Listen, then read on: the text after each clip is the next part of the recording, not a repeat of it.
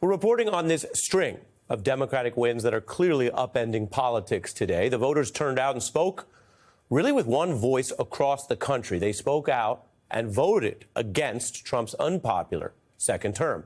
Democrats reaching, quote, the most important goal in politics, the New York Times reports today, showing they can win and win big. Sometimes it is that simple. Democratic candidates won decisively, double-digit victories in New Jersey and Virginia, where Dems flipped the governor's mansion, propelling a new young face in New York, showing momentum in pockets of purple and red areas, the kind of places that will decide the midterms if past precedent holds. And those midterms are, as of this week now, just 1 year away. So will these results shape what comes next? Will they bring a Democratic rejoinder to the MAGA era 1 year from this week in the midterms? And which results are about these Democratic candidates versus policy debates, which don't depend on the person? Which results are about what is clearly a growing Trump backlash, despite what you may have heard from some smug elites? And what are the other dynamics that actually occurred last night, but could be harder to replicate in the future? Let me tell you this. Right now, tonight, over the course of this hour, we will report for you and try to bring you the evidence, the numbers, the hard facts, what actually is happening to answer each of those questions on this special election post-game show tonight.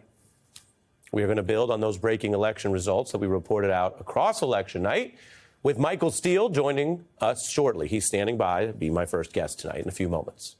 We begin right now, though, with a few words from the winners. Seems fitting.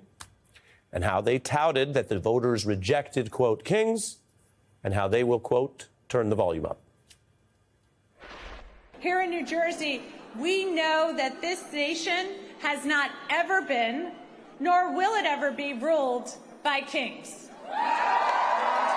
We sent a message to the whole world that in 2025, Virginia chose pragmatism over partisanship. And let me make this crystal clear. We can de facto end Donald Trump's presidency as we know it. If anyone can show a nation betrayed by Donald Trump how to defeat him, it is the city that gave rise to him. So, Donald Trump, since I know you're watching, I have 4 words for you. Turn the volume up. 4 words, turn the volume up. Those victorious candidates speaking with the confidence of the mandates they now have for governing. Voters recoiling from Trump's extreme second-term agenda, which has been very clearly lived and seen across this year, handing Democrats the sweep, which marks the big step toward getting their groove back. That's a New York Times headline. Rupert Murdoch's Wall Street Journal reports on the clear dent in Trump's coalition, because even in blue-leaning states, as I'm about to show you, Dems also gained ground in the areas that Trump had previously excelled in. Now, politics is full of spin, but this sweep is clear enough that President Trump is not even trying to lie about the loss, as he did in 2020. Instead, the president rushing to basically put something out there, as they say. He likes to post online. He admits the shutdown hurt his Republican Party, while an RNC vet concedes there's no sugarcoating these results. They are really bad for the GOP. A nonpartisan Politico ticking through these Democratic wins: New York's first Democratic socialist mayor, Virginia's first female governor, America's first Muslim woman elected statewide. The Republican Party, they observe, took one hell of a kicking. Politico goes on to ask, sarcastically, tired of so much winning? They note the MAGA clapback, that these were, quote, the first major election since Trump returned to the White House. And there's no other way of spinning the voters' response. Democrats outperformed expectations in every significant race across America. Now, many of the headlines and sort of the big stories, as they say, have followed some of the key races in blue areas. But the problem for the Republican Party is that this goes beyond a New York City or one blue state, quote unquote. Democrats found momentum across red states as well. They won 2 seats in Mississippi, a feat that is their best performance there in over a decade. In Georgia, the voters ousted 2 Republicans from a key local commission. A Democrat hadn't won that office since 2007. Democrats beat back efforts to oust 3 judges in a state where Trump did win, Pennsylvania. You can call it a swing state or a Trump state, but they prevailed there last night. Wherever people had a chance to vote, the Democrats won.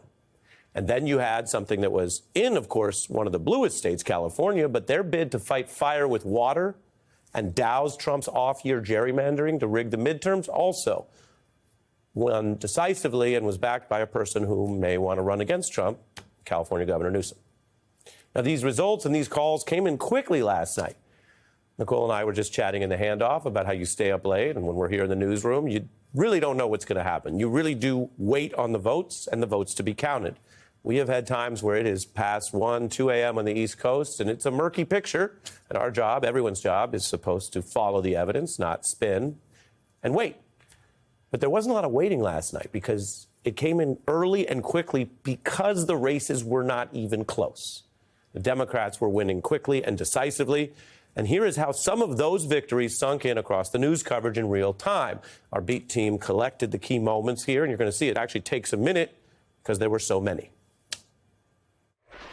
It is election night here at MSNBC. Results are coming in that could prove to be a test of how his first 9 months in office have gone. Democrats won 3 high-profile races. Mamdani has done an extraordinary job in mobilizing people at the grassroots level. The winner of the New York City mayoral race there you go. will be Zohran Mamdani. Zohran Mamdani completed an improbable and rather astonishing surge. If somebody with the views of Zohran Mamdani could ever win and be mayor of New York City, I don't think I would have believed it. It is a good day for New York that many people have voted. NBC News can now project that the state of Virginia will have its new governor.